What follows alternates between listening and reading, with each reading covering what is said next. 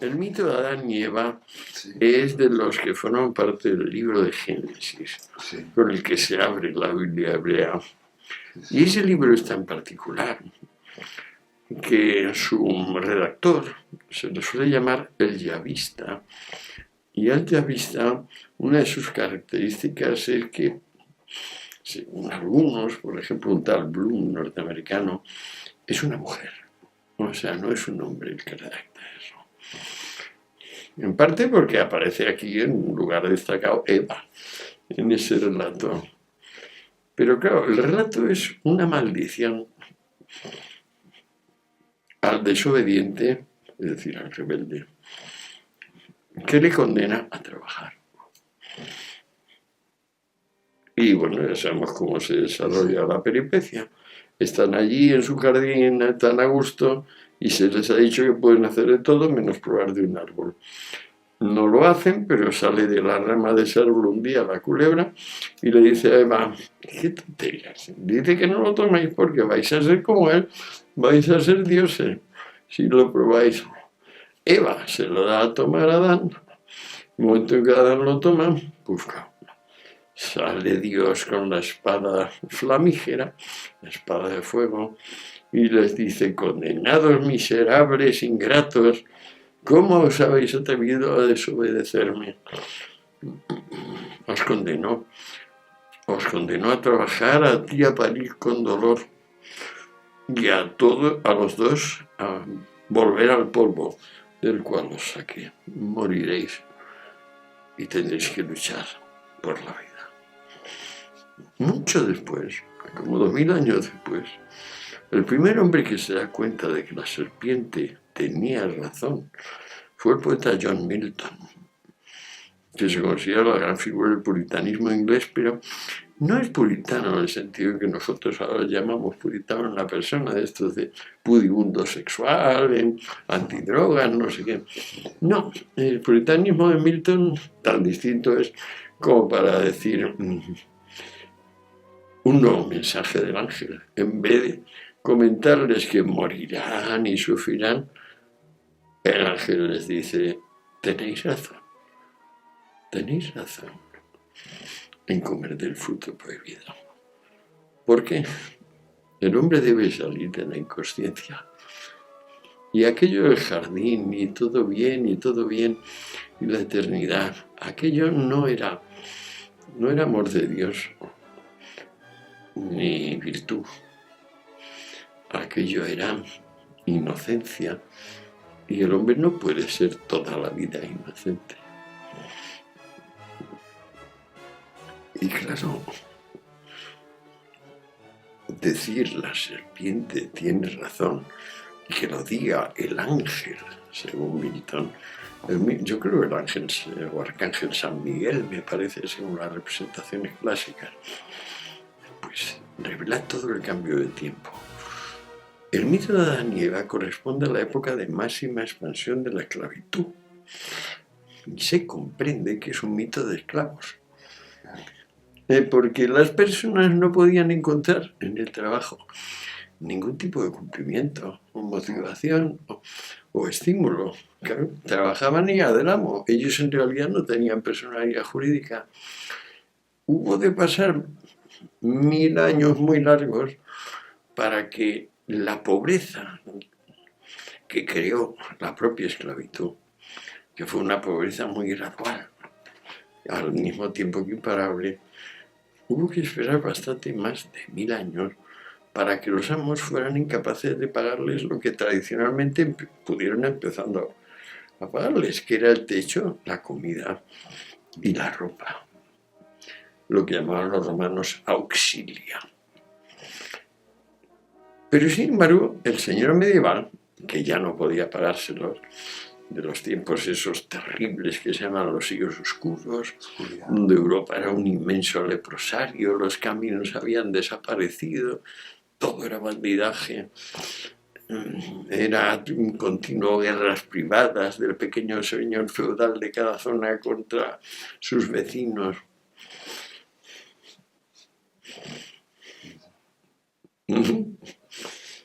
Pues bueno, en aquel momento el Señor pensó que podía no darle a su esclavo los auxilios y seguir teniendo el esclavo.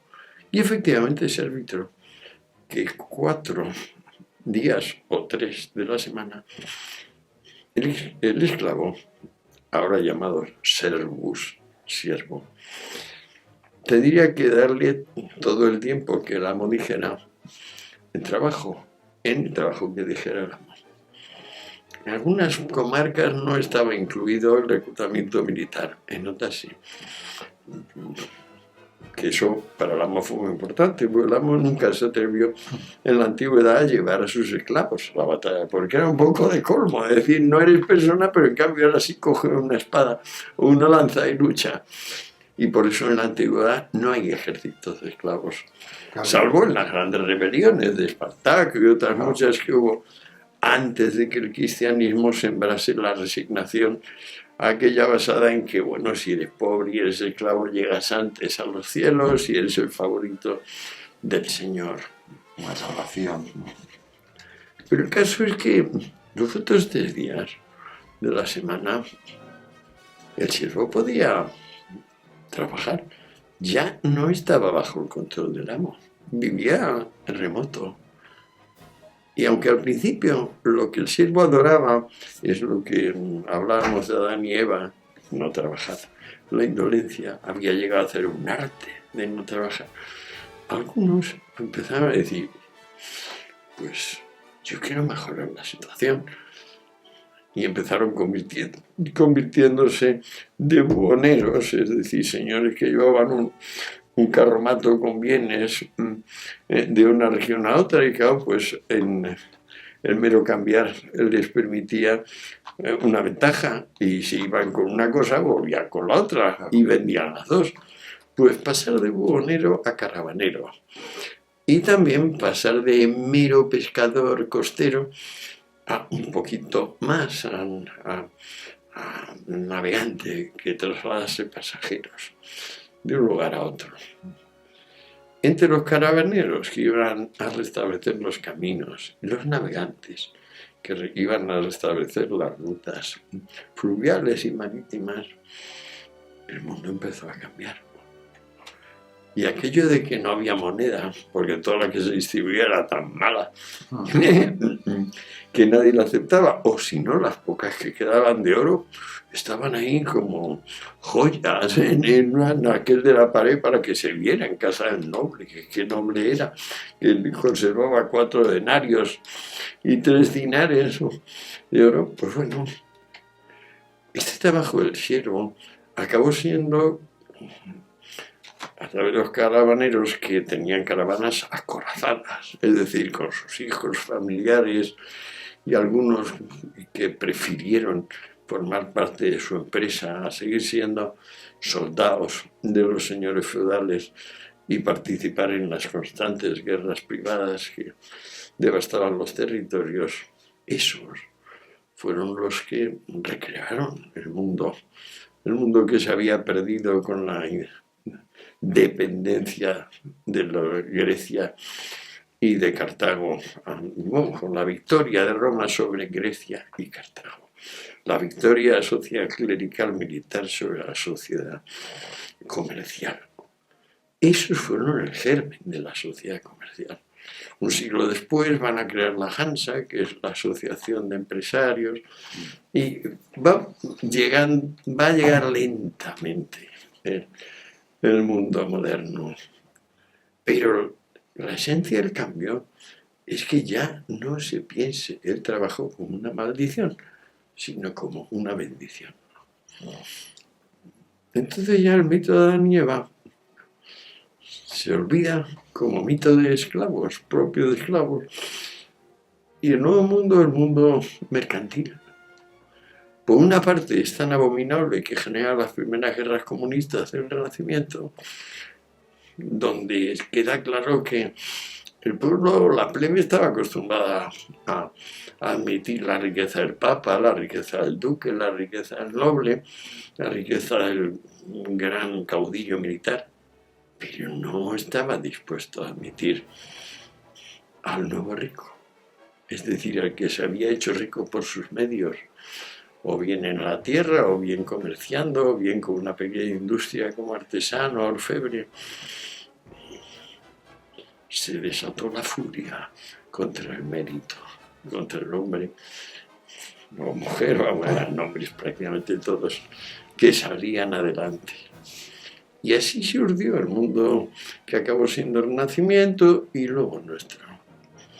Y la actualidad, porque es esto... Y la actualidad, lo que pasa es que ha habido esta brecha tan interesante llamada posmodernismo, porque, claro, posmodernismo significa no nos gusta lo moderno.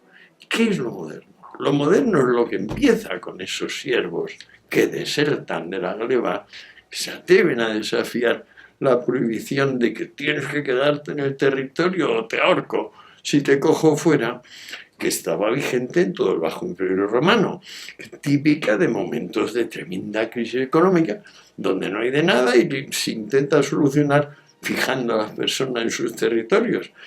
Date cuenta que lo mismo han hecho todos los regímenes comunistas.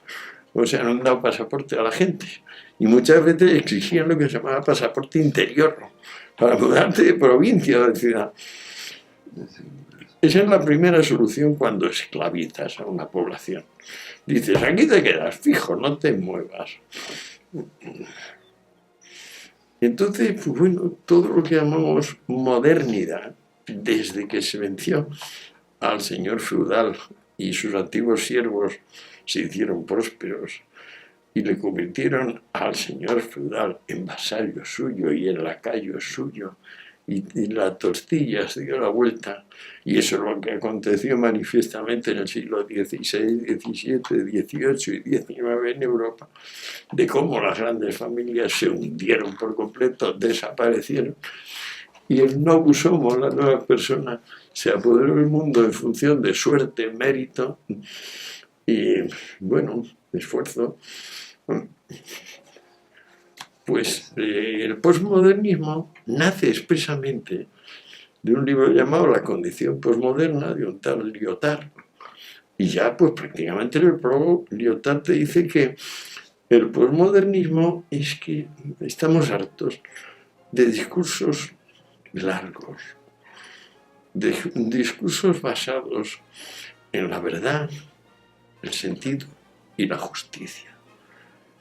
Que ser posmoderno es adaptarse a una época donde eso importa poco, donde impera el microrrelato que dice Lyotard, y somos indiferentes al sentido o a la realidad. Al declararnos libres a la manera posmoderna, nos declaramos también libres de la lógica, libres de que 2 y 2 son 4 y de sus análogos. Y entonces, pues, fíjate cómo la historia, de repente, en el momento de máxima plenitud económica conocida por la historia humana,